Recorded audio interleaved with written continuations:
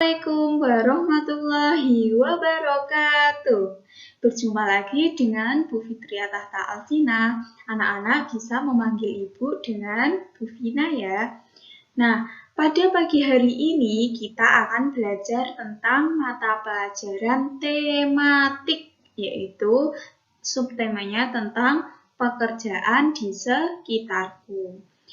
Tujuan pembelajaran pada pagi hari ini, anak-anak harus bisa menyebutkan apa saja sih pekerjaan yang ada di sekitar adik-adik semua ya. Nah, coba lihat, ini adalah contoh gambar beberapa pekerjaan yang ada di sekitar kita ya. Penjelasannya sebagai berikut.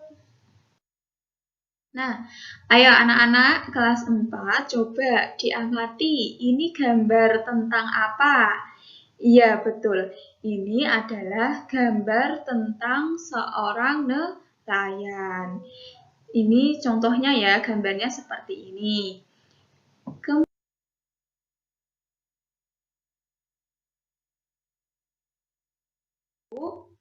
Seseorang yang bekerja di laut dan mencari ikan. Kemudian, pekerjaan nelayan itu tempatnya di mana sih? Ya, pekerjaan seorang nelayan itu berada di laut. Kemudian, tugas seorang nelayan yaitu mencari ikan. Mencari ikannya itu di laut ya, anak-anak. Kemudian, manfaat nelayan bagi orang lain yaitu untuk memenuhi kebutuhan pangan dan gizi. Jadi, seorang nelayan itu mencari ikannya di laut. Kemudian, ikan tersebut akan dijual kepada seorang pembeli dan nantinya ketika ada seorang yang membeli ikan tersebut akan dimakan. Kemudian, memakan ikan tersebut itu memiliki banyak gizinya ya. Kemudian tugas anak-anak bersama ibunya atau bapaknya atau siapa saja yang ada di sekitarnya yaitu mengidentifikasikan tentang pekerjaan di sekitar bersama orang tua kalian ya. Ayo coba didiskusikan dulu, diidentifikasikan dulu. Kira-kira pekerjaan yang ada di sekitar kalian itu apa saja ya? Nah, setelah mengidentifikasi, kemudian anak-anak ibu beri kesempatan untuk membaca. Membaca ini ya, ibu bacakan ya. Pak Weli adalah kepala sekolah dasar Cemara di pelosok Kabupaten Grobogan, Jawa Tengah. Beliau lahir di Labuha, Maluku Utara. Di sekolah ini, muridnya juga berasal dari berbagai daerah. Pak Weli senang melihat murid-muridnya dapat belajar dan bermain bersama tanpa mempersoalkan asal-usul. Semua unik, baik sifat maupun kecerdasannya. Sudin adalah penduduk asli Grobogan. Ia seorang anak yang suka membaca, percaya diri, dan pandai berpidato. Pak Weli ingin Sudin memperoleh pengalaman berharga melalui lomba pidato yang sebentar lagi akan diadakan di tingkat nasional. Sambil berpikir bagaimana memperoleh dana, Pak Weli mendaftarkan Sudin sebagai peserta lomba. Ia melatih Sudin setiap hari. Semakin dekat ke hari lomba, Pak Weli risau. Andai saja gajinya cukup untuk mendanai Sudin ke kota, pikirnya. Hingga suatu sore terlintas ide di benaknya. Di pandangannya, kebun pisang di belakang sekolah, hampir semua pohon sudah berbuah dan siap panen. Esok paginya, ia mengumpulkan guru, penjaga sekolah, serta murid kelas 4, 5, dan 6. Mereka bergotong royong memanen pisang. Kemudian pada hari Senin pagi, ia mengundang pejabat setempat untuk hadir pada upacara bendera. Bapak Lurah, Kepala Dinas Pendidikan, serta Ketua RW dan Ketua RT dimintanya datang. Apa yang direncanakan Pak Weli ya? Rupanya, Pak Weli ingin menyelenggarakan lelang pisang di sekolah. Murid kelas 4, 5, dan 6 sudah dilatihnya untuk menjadi petugas lelang. Siapa calon pembelinya? Para bapak dan ibu pejabat daerah yang diundangnya. Sebelum lelang dimulai, ia sampaikan bahwa dana hasil lelang akan digunakan untuk mengirim Sudin mengikuti lomba pidato di kota. Para pejabat kagum dan terharu menyaksikan usaha Pak Weli, sang kepala sekolah dari timur negeri. Tekad serta usaha mendukung kemajuan muridnya sungguh menyentuh hati.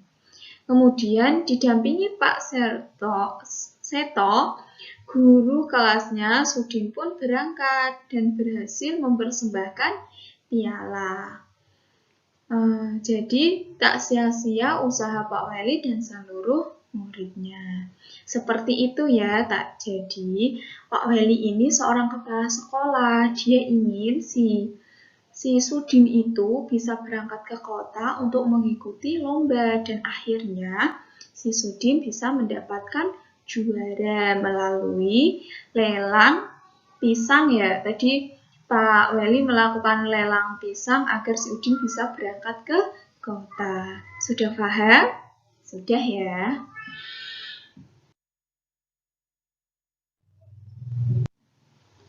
Ya, tadi kan sudah membaca tentang Pak Weli dan si Udin yang mengikuti lomba di kota.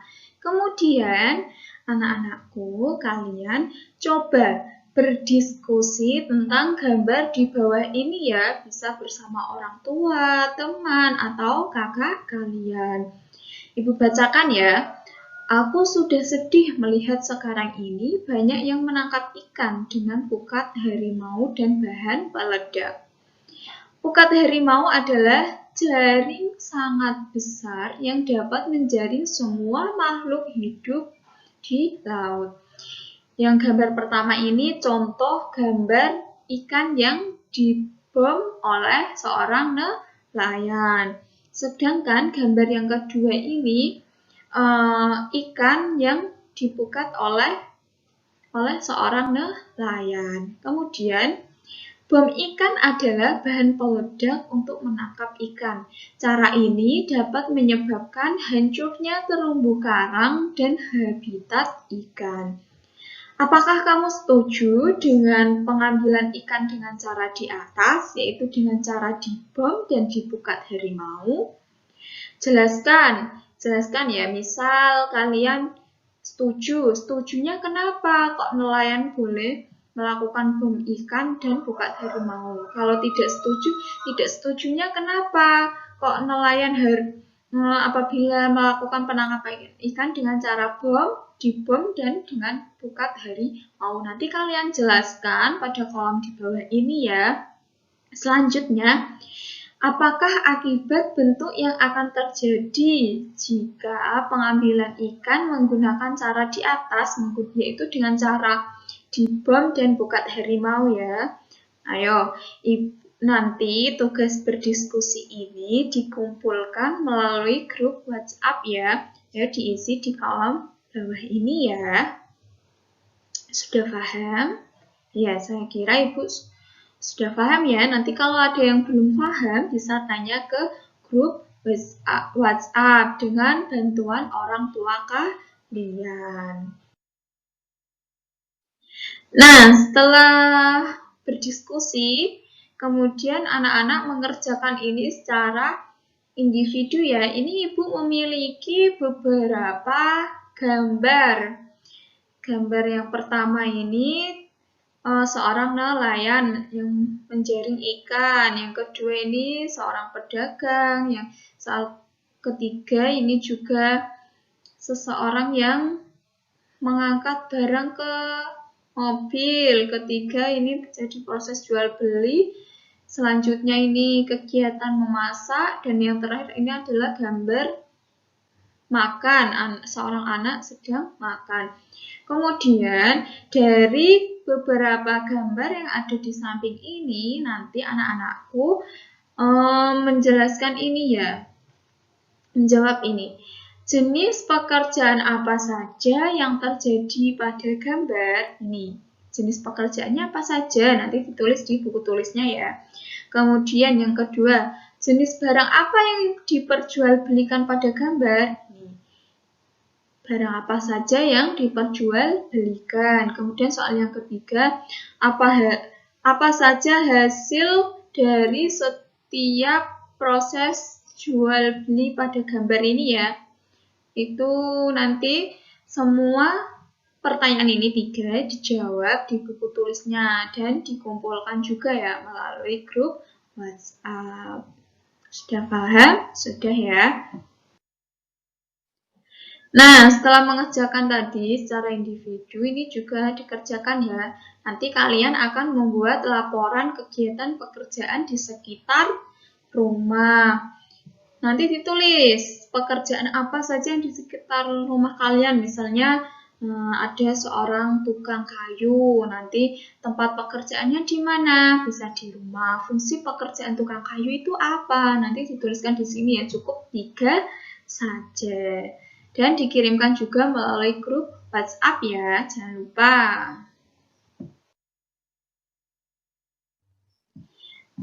Nah, jadi kita hari ini sudah belajar tematik tentang pekerjaan di sekitarku. Nanti kalian coba simpulkan dari pembelajaran pada pagi hari ini yang sudah Ibu jelaskan melalui video ini. Nanti kalian simpulkan, kira-kira apa saja sih yang kalian pahami melalui voice note atau rekaman video juga boleh. Nanti dikirimkan ke grup WhatsApp juga ya.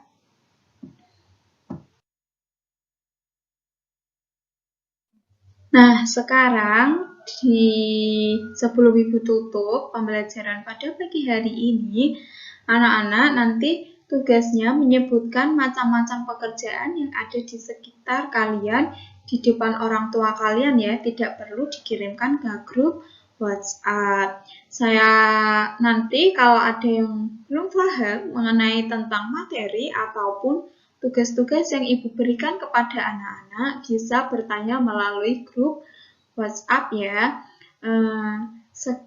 Ibu kira sudah cukup pembelajaran pada pagi hari ini. Mari kita tutup pembelajaran pada hari ini dengan membaca hamdalah bersama ya. Alhamdulillahirabbil alamin. Sampai jumpa di lain waktu. Jangan lupa belajar dan tetap semangat ya, semangat belajar. Wassalamualaikum warahmatullahi wabarakatuh.